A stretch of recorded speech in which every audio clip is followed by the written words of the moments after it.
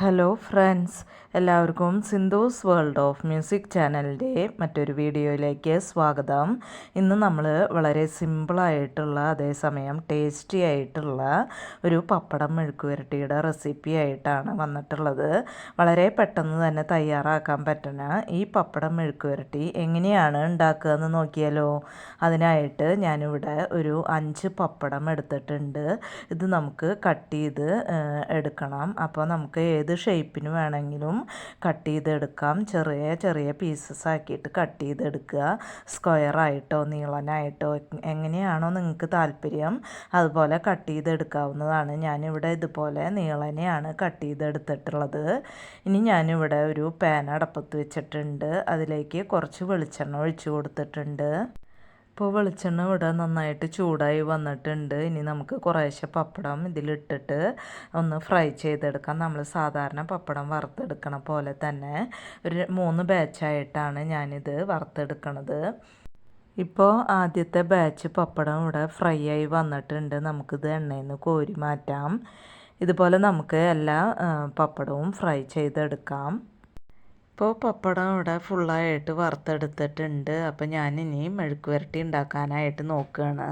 അപ്പോൾ നമുക്ക് എപ്പോഴാണോ കഴിക്കാനായിട്ട് പോണത് ആ സമയത്ത് മാത്രം പപ്പടം മെഴുക്ക് വരട്ടി ആക്കി എടുക്കണം, അല്ലെങ്കിൽ നന്നായിട്ടുണ്ടാവില്ല. ചൂടോട് കൂടി തന്നെ കഴിക്കുമ്പോഴാണ് ഈ പപ്പടം മെഴുക്ക് വരട്ടിക്ക് നല്ല ടേസ്റ്റ് ഉണ്ടാവുക. അപ്പം ഞാൻ ഇതിൽ നിന്ന് കുറച്ച് വെളിച്ചെണ്ണ മാറ്റി വെച്ചിട്ടുണ്ട്. ഇനി ഞാൻ ഇപ്പോൾ ഒരു ടേബിൾ സ്പൂൺ വെളിച്ചെണ്ണയാണ് ഞാൻ എടുത്തിട്ടുള്ളത്. അതിലേക്ക് ഒരു 6 ചെറിയുള്ളി ചെറുതാക്കി കട്ട് ചെയ്തത് ഇട്ട് കൊടുക്കുന്നുണ്ട്. പിന്നെ കുറച്ച് കരിവേപ്പില ഇട്ട് കൊടുക്കുന്നുണ്ട്. നന്നായിട്ടൊന്ന് മിക്സ് ചെയ്ത് കൊടുക്കുക. ഇനി ഇതിലേക്ക് ഒരു നുള്ള് മഞ്ഞൾപ്പൊടി ഞാൻ ചേർത്ത് കൊടുക്കുന്നുണ്ട്. പിന്നെ ഒരു ടീസ്പൂൺ ചില്ലി ഫ്ലേക്സ് ഇട്ട് കൊടുക്കുന്നുണ്ട്. അപ്പോൾ ഈ സമയത്ത് ചേർത്ത് കൊടുക്കുമ്പോൾ ഉള്ളി മൊരിഞ്ഞ് വരുന്ന സമയത്ത് തന്നെ നമ്മുടെ ചതച്ച മുളകും നന്നായിട്ട് മൊരിഞ്ഞ് കിട്ടും. അപ്പോൾ നന്നായിട്ടൊന്ന് മിക്സ് ചെയ്ത് കൊടുക്കുക. തീ മീഡിയം ടു ലോ ഫ്ലെയിമിൽ ഇട്ടിട്ടാണ് നമ്മൾ ഈ ഉള്ളിയും മുളകും ഒന്ന് മൂപ്പിച്ചെടുക്കേണ്ടത്.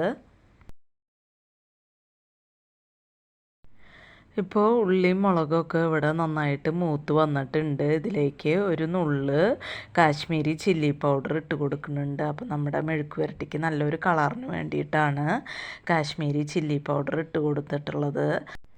പിന്നെ ഒരു നുള്ള് ഉപ്പിട്ട് കൊടുക്കുക. അപ്പോൾ നമ്മുടെ ഈ മസാലയിലേക്ക് മാത്രമുള്ള ഉപ്പ് ചേർത്ത് കൊടുത്താൽ മതി.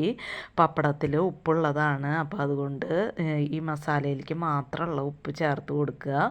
ഉപ്പ് അധികം ആവാണ്ടിരിക്കാൻ പ്രത്യേകം ശ്രദ്ധിക്കണം. ഇനി ഇതിലേക്ക് ഞാൻ ഒരു ടേബിൾ സ്പൂൺ തേങ്ങ ചിരകിയത് ചേർത്ത് കൊടുക്കുന്നുണ്ട്. നന്നായിട്ടൊന്ന് മിക്സ് ചെയ്ത് കൊടുക്കുക. ഇനി ഇതിലേക്ക് നമ്മൾ വറുത്ത് വെച്ചിട്ടുള്ള പപ്പടം ഇട്ട് കൊടുത്തിട്ട് ജസ്റ്റ് ഒന്ന് മിക്സ് ചെയ്ത് കൊടുക്കുക. പപ്പടം പൊടിയാണ്ട് അത് നന്നായിട്ട് ഇതിൽ മിക്സ് ആവണ രീതിയിൽ ജസ്റ്റ് ഒന്ന് മിക്സ് ചെയ്ത് കൊടുക്കാം. ഇപ്പോൾ നമ്മുടെ വളരെ ടേസ്റ്റി ആയിട്ടുള്ള പപ്പടം മെഴുക്ക് വരട്ടി ഇവിടെ റെഡി ആയിട്ടുണ്ട്. അപ്പോൾ പപ്പടം ഇഷ്ടപ്പെടുന്ന എല്ലാവർക്കും ഇത് ഇഷ്ടമാവും. അപ്പോൾ നിങ്ങൾ ഇതൊക്കെ ട്രൈ ചെയ്ത് നോക്കിയിട്ട് അഭിപ്രായങ്ങളൊക്കെ കമൻ്റായിട്ട് പറയുക. അപ്പോൾ ഇത്രയേ ഉള്ളൂ ഇന്നത്തെ വീഡിയോ. ഇനി നമുക്ക് മറ്റൊരു വീഡിയോയുമായി കാണാം. അതുവരേക്കും താങ്ക് യു.